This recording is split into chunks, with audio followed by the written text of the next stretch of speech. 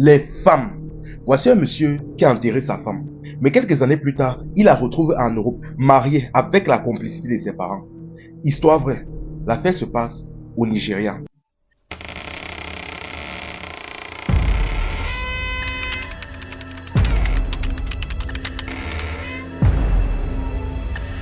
Pour tous ceux qui se demandent comment j'ai fait pour savoir ça, j'étais caché en bas de leur lit. Il y a souvent certaines personnes ici qui me disent que si tu as confiance à la femme, c'est que tu peux faire confiance au diable. Franchement. Et cette histoire nous prouve vraiment ce dicton-là. Donc tellement le plan que la femme de ce monsieur a élaboré est violent. Si après ça tu fais encore confiance à une femme, mon ami, mon frère, c'est qu'on t'a seulement vendu. Voici l'histoire en question. Le monsieur en question, ici on va l'appeler Amaka. Ce qui se passe, c'est qu'Amaka était mariée avec la jeune femme en question, une très jeune et belle femme avec un beau teint. Ce qui se passe, c'est que bon, il ne souffrait de rien. Sauf que depuis 3 ans de relation, il n'arrivait plus à avoir d'enfants. Et je dis bien n'arrivait plus, c'est-à-dire, ils avaient déjà d'autres enfants. Mais depuis 3 ans, ils n'arrivaient plus à en concevoir un autre. Là donc, ils sont partis faire le tour des hôpitaux et on a découvert que la femme en question avait un kyste. Je ne sais pas si on dit un ou une kyste. Mais malheureusement, malgré qu'il ne faisait que faire le tour des hôpitaux, ça réclamait une opération. Or, la femme ne voulait pas. Dans ce cas, un jour, elle a dit à son mari, bon, moi, j'en ai déjà marre de faire le tour des hôpitaux. Je préfère descendre au village chez ma mère. Elle me traite chez des praticiens. Elle me traite traditionnellement. Il a dit, il n'y a pas de problème. La femme a donc planifié dans un voyage et elle est donc descendue chez sa mère. Une fois qu'elle est descendue chez sa mère, du jour au lendemain donc, on appelle donc le monsieur. On lui dit que sa femme au village, on dit que quelque chose s'est passé, on ne sait pas trop, elle est décédée. Le monsieur a dit que comment ça? Il est rapidement descendu au village pour demander les explications. On lui dit que pendant le traitement, apparemment quelque chose n'a pas marché. On ne sait pas trop. Vraiment, excusez-nous. Son cœur a lâché. Bon, il était un peu triste. Il a vu le corps de sa famille une dernière fois. On a organisé dans les funérailles. On a alerté toute la famille. On a organisé les funérailles. Tout s'est bien passé. Et pendant l'enterrement, donc, il a donc versé le sable sur le cercueil. Un peu comme certaines traditions le requièrent chez les Nigériens et aussi chez nous au Cameroun. Tout s'est donc bien passé. Et c'est ainsi donc qu'après l'enterrement, 5 ans plus tard donc, il a eu la chance, grâce à l'aide d'un ami, il a réussi à avoir son visa pour pouvoir voyager en Europe. Il est donc parti en Europe, il a commencé à faire sa vie, il s'en sortait bien. Sauf qu'un jour donc, en allant faire ses courses dans un centre commercial, il a vu une femme à distance et de dos, je précise bien. Il a regardé un peu, il a commencé à avoir comme des flashbacks dans sa tête. Il a vu que de dos, la femme la ressemblait beaucoup à sa défunte femme. De dos. Tellement ça l'a troublé, il a décidé de crier le nom de sa femme à distance. Il a crié le nom de sa femme à distance. Personne ne s'est retourné dans le magasin à part la femme en question. Elle s'est retournée, il a bien regardé, il a vu que c'était sa femme. Il s'est approché de lui, il a dit, mais attends, mais qu'est-ce qui se passe? Tu fais quoi ici en Europe? Tu n'es pas censé te décider. Comment tu as fait pour arriver ici? Le monsieur est en train de disjoncter sur place tellement que bon, le mari de la femme était à côté, il s'est approché, il a dit, mais il y a quoi monsieur? Il y a quoi avec ma femme? Il dit, mais votre femme comment? C'est ma femme que vous appelez votre femme. Donc, le type ne comprenait rien, il était sur le point de devenir fou. Voyant un peu sa réaction, bon, le monsieur s'est dit que peut-être il délire. Et la femme a dit que monsieur, pardon, vous devez faire erreur. Je ne suis pas votre femme, je ne sais pas, bref. Elle est donc partie avec son mari. Le type est resté sur place, il a dit que non. Il a dit que non, je ne suis pas en train de délirer. Ce n'est pas après 5 ans que la folie va commencer sur moi. Ce n'est pas après 5 ans après son enterrement que la folie va commencer sur moi. Si ça devait me prendre, ça aurait pris depuis. Il les a donc suivis et dès qu'ils ont commencé à se déplacer dans les véhicules, lui aussi il est monté dans son véhicule et il a commencé à les suivre discrètement et il s'est assuré à ce qu'il ne le repère pas pendant qu'il les suivait. Il les a suivis sur une certaine distance jusqu'à ce qu'il voit la maison dans laquelle ils entraient. Il a donc garé donc sur le côté, il a noté l'adresse et il est reparti. Et après être reparti donc, il est revenu le lendemain matin très tôt. Très tôt le matin, il a garé là, il est resté sur place. Il est resté dans son véhicule. Il a attendu que la femme en question sorte et qu'elle parte. Dès qu'elle est partie donc, il entre à l'intérieur, il a frappé la porte et il a vu le monsieur à l'intérieur. Le monsieur était surpris, un peu en colère, mais il a calmé le monsieur. Il a dit franchement, vous êtes un homme comme moi. Je veux que vous m'écoutez, vous m'expliquez. Mettons un peu cette histoire au clair. Le monsieur donc compréhensif a donc accepté de l'écouter. Il a commencé à discuter, il a dit, excusez-moi, mais ça fait combien de temps que vous connaissez cette femme? Il a dit, bon, ça fait 5 ans qu'on est là ensemble. 5 ans. Il dit que ok. Il dit que est-ce que vous avez des enfants? Il dit que non, pas encore. Il dit que non, attends. Il dit que est-ce que la femme là s'appelle, il dit Isabelle? Il dit que oui, elle s'appelle bien Isabelle. Il dit que ok, parce que c'était aussi le nom de ma femme. Le monsieur le regarde comme ça. Il dit maintenant tout son nom. Ou c'est Isabelle Amaka, tout son nom complet. Il dit que oui, c'est son même nom. Là maintenant, le monsieur lui explique que ce qui se passe, c'est qu'il y a quelques années, quand on était au pays, ma femme est descendue au village pour se faire soigner d'un kyste traditionnellement. Mais du jour au lendemain, on me dit qu'elle est décédée. On l'a donc enterrée. Me voici maintenant aujourd'hui en Europe, 5 ans plus tard. Je la vois et on est en train de me dire qu'elle est mariée. Je la vois et en plus de cela, vous me dites que vous êtes marié à elle. Je ne comprends pas. Il sort même l'acte de naissance, la capture de l'acte de naissance de sa femme, il montre. Il regarde lui aussi, il part donc dans sa chambre, le monsieur aussi part dans sa chambre prendre l'acte de naissance de sa femme. Et on voit que ça concorde et que c'est la même chose. Le même nom, la même date de naissance, le même lieu de naissance, le même pays, tout est pareil. Même le nom des parents et consorts, tout était pareil. Et il sort aussi la capture de l'acte de décès. Le monsieur aussi voit, il est étonné. Il dit que, hey, là donc il comprend que le jeune homme là disait vrai, que c'est comme si sa femme en réalité c'est la femme du monsieur. Là maintenant en restant sur place, donc il a donc compris qu'il y a quelques années, sa femme donc a donc planifié avec ses parents pour faire son visa en bandit, orchestrer un faux enterrement, un faux décès pour pouvoir partir en Europe vivre sa vie. Et bien évidemment il a accusé les parents parce que on ne va pas se mentir, elle n'aurait jamais pu organiser ça tout seul. C'est-à-dire planifier son décès, l'enterrement, tout ça jusqu'à a mis sur terre dans le village de ses parents, on creuse un tombeau, on enterre. Non, elle n'aurait pas pu faire ça tout seul. Ses parents et la famille de sa femme étaient complices. Là maintenant, il est que ça ne va pas se passer comme ça. Il a remercié le monsieur et il est parti. Et en partant donc, il a rapidement appelé sa propre famille à lui, c'est-à-dire son propre père et sa propre mère, et il a expliqué la situation. Ils ont décidé maintenant donc de porter plainte à la famille de la fille. Vu que la fille est déjà en Europe, on ne peut plus rien traiter là-bas. Les lois du pays, les lois d'ici, c'est pas pareil. Il a donc décidé de porter plainte aux parents de la fille directement au pays pour escroquerie, on va dire. Parce que là, ils ont orchestré un faux, parce que là, quand même, ils ont quand même orchestré une fausse mort, un faux décès, un faux enterrement. Et là, elle est au pays entier, vive sa best life, et elle fait croire à son mari, à sa belle famille, ainsi qu'à ses propres enfants qu'elle est décédée. Vous voyez le niveau de méchanceté qu'il y a chez certaines femmes. Le niveau de cruauté qu'il y a chez certaines femmes. Elle a préféré abandonner tous ses... J'ai dit, mais elle a eu jusqu'à 3 enfants au pays. Elle a préféré organiser un faux décès, faire croire à tout le monde jusqu'à ses enfants qu'elle est décédée pour vivre sa best life en Europe avec un autre homme. Vous voyez le niveau de méchanceté. Et franchement, l'homme avec qui même elle est actuellement là. Bon, vu qu'il a déjà expliqué la situation au monsieur, j'espère que le monsieur là va la quitter.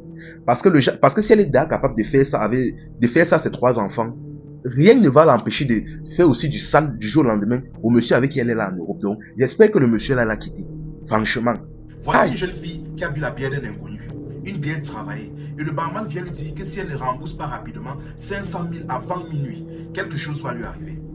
Histoire vraie. L'affaire s'est passée au Cameroun.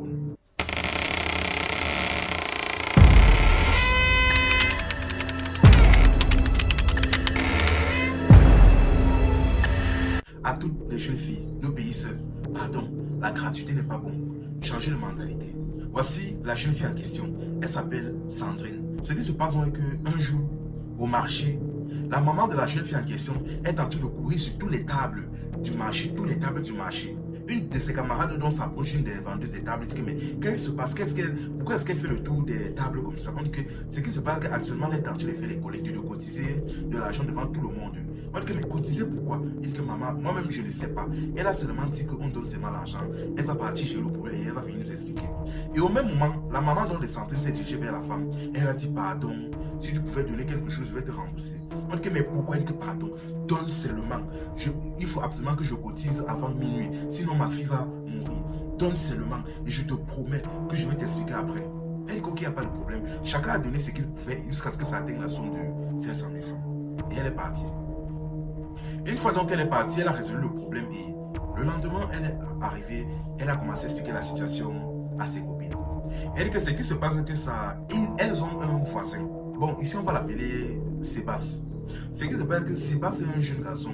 Et c'était un jeune plutôt simple, il n'avait rien de bizarre. Ce n'était pas quelqu'un qui cherchait le problème. Et il n'avait rien de bizarre ou de suspect. Bon, Sandrine, dont la fille de la maman, a donc été courtisée par le jeune Sébastien en question. Et il a invité la jeune fille dans un bar, toujours dans la localité de Biémassi, pour prendre un pot. Une fois qu'ils sont donc arrivés, lui il a pris une Malta et elle a pris une Beaufort Light. Elle a commencé à boire. Tout s'est bien passé, sauf qu'à un moment donné, Sébastien s'est levé là et que bon, attends, j'arrive, je m'avais passé un appel. Elle a dit, il n'y a pas de problème. Il est sorti pour téléphoner. Elle est restée, après un moment, 10, 20, 30, presque 1 heure de temps. Le gars n'est toujours pas là. Ah, là, elle a compris que le gars avait pigeon. Mais elle s'est dit que bon, ce n'est pas grave. De toute façon, ce n'est qu'une simple bouffe-là. C'est au trop 650. Elle appelle donc le barman donc, pour lui donner son argent. Et le barman dit que mais tu me donnes 650, tu fasses quoi avec? Il dit que madame, c'est 500 000. Elle dit que attends, elle commence à dire que mais attends, la bouffe-là qu'on vend partout au pays à 650, toi tu veux me vendre ça à 500 000 comment? Il dit que madame, attendez, il dit que madame, c'est la première fois que vous venez ici. Elle dit que oui. Il dit que hé, attends, vous êtes venu avec qui? Vous êtes venu seul, je ne sais pas. Il dit que non, je suis venu avec un ami. Il dit que madame, sachez que l'ami là vous a vendu. Le bar c'est en question. La bière que vous avez bu là, on vous a vendu. Et la bière que vous avez vendue là, c'est une bière travaillée, c'est une bière mystique. Si vous ne payez pas 500 000 avant minuit, vous allez tomber. Et en l'instant où elle a écouté ça, elle a commencé à avoir peur. Et elle a directement cru à ses propos parce que cette histoire s'était déjà passée à Dakar. Donc ce n'était un secret pour personne. Là, elle s'est levée, elle a commencé à avoir peur. Ce qui se passe, c'est que vous allez partir chercher la somme. Vous allez venir ici. Et je vais vous dire où vous allez partir donner ça. Je dis, mais je vais vous dire où vous allez partir donner ça. Et je reprécise, faites-le avant minuit. Sinon, c'est fini pour vous. Elle est qu'elle a compris, elle est partie voir sa maman, expliquer la situation. Sa maman a mis les mains sur la tête. Et le voisin de son côté, lui, même chez lui, il n'était plus là. Il avait pigeon. Là, maintenant, c'est là où sa maman doit commencer à faire le tour du marché, voir tous ses copines, tous ses collègues, tous ses assos, pour essayer de collecter la somme. Et une fois la somme atteinte, elle est partie voir sa fille. Elle et sa fille sont partis voir le barman en question. Et je précise bien, c'était un bar minable, c'était un bar crasseux, ce n'était même pas un bar de luxe pour qu'on s'imagine quoi que ce soit. C'était un bar classique, limite pauvre. Elles sont rentrées à l'intérieur, elles ont vu le barman, elles ont voulu donner la somme au barman. Le barman dit que non, moi je ne touche pas l'argent ici, il est hors des questions. Il a dit que ce qui se passe, c'est que vous allez partir telle localité, vers telle zone. Vous allez voir, il y a un fou là, un fou sale qui traîne toujours dans les poubelles, il porte un pantalon bleu, sale, ne vous inquiétez pas, arrivez là-bas, vous demandez, vous renseignez, on va vous dire, il est très connu dans la zone, tout le monde le connaît. Partez voir le fou là, et c'est à lui que vous allez remettre l'argent, et c'est lui qui va vous expliquer comment est-ce que vous allez procéder. Elle a dit, il n'y a pas de problème. Elles ont donc pris 200, elles ont pris moto, elles sont arrivées dans la zone, elles sont renseignées et exactement comme le barman avait dit, elles ont facilement trouvé le fou en question. Il était assis au même endroit, sur un tas d'ordures, au milieu de n'importe où comme ça, au milieu du quartier. Elles se sont rapprochées du marabout, elles ont expliqué le problème. Dit que franchement, un ami m'a invité dans un bar, il m'a offert une bouteille qui est normalement 650, mais apparemment c'était quelque chose de travaillé et on me demande 500 000 avant minuit, sinon je vais partir. Et après avoir dit ça, le fou s'est mis à éclater de rire. Il a dit, ne t'inquiète pas, je connais déjà le problème là. Il a sorti un fuit derrière lui. Il a dit, jette l'argent dans ce fuit. Elle a jeté l'argent dans le fuit et il a sorti un briquet. Il a donné à la jeune fille, dit, allume le feu et lance dans ce fuit. Dès qu'elle a lancé, la somme a commencé à brûler. Et là, il a dit à la jeune fille et à sa mère, courez, courez, où vous êtes là maintenant même, courez jusqu'à chez vous. Ne prenez pas la moto, courez à pied jusqu'à chez vous. Ne vous arrêtez pas, ne vous retournez pas. À l'instant et dès que vous arrivez chez vous, fermez la porte et n'ouvrez à personne. Peu importe qui va toquer, peu importe ce qui se passe, n'ouvrez à personne. Même si c'est votre petit frère, même si c'est votre mère, même si c'est qui, n'ouvrez pas jusqu'au lendemain matin. Elles ont compris, elles ont commencé à courir. Elles avaient pris 200 pour quitter de la zone où elles étaient jusqu'à là-bas. Ce n'était pas tellement loin, mais à pied, une maman assez âgée et une jeune fille en train de courir en plein carrefour. Bref, elles ont commencé à courir. Elles ont traversé leurs voisins comme ça. Les gens les appelaient, ne les calculaient pas. Jusqu'elles sont arrivées chez elles. Dès qu'elles sont arrivées chez elles, elles se sont enfermées tous les deux. Quelques temps plus tard, les voisins sont venus toquer. Ils disent, c'est comment? Qu'est-ce qui s'est passé? Vous avez réglé le problème là? Elles ont soulevé, elles n'ont pas répondu. Le soir, le fils de la maman est rentré toquer à la porte et on ne les a pas calculés. Le père même est rentré pour toquer, pour rentrer pour se reposer. On ne l'a pas calculé. Tout le monde a toqué. Tout le voisinage s'est déversé, commencé à toquer. Elle ne les calculait pas. Jusqu'à un moment donné, un jeune homme est venu toquer à la porte et c'était Sébastien, le fameux voisin en question, qui l'a amené dans ce bar en question pour essayer de la vendre. Il est arrivé là-bas, il a toqué la porte.